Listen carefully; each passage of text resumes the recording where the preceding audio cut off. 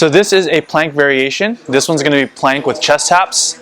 So getting into the plank position, you can either have your feet together or you can have them also shoulder width apart. Now, for the alternating chest taps, all you're doing is literally alternating sides.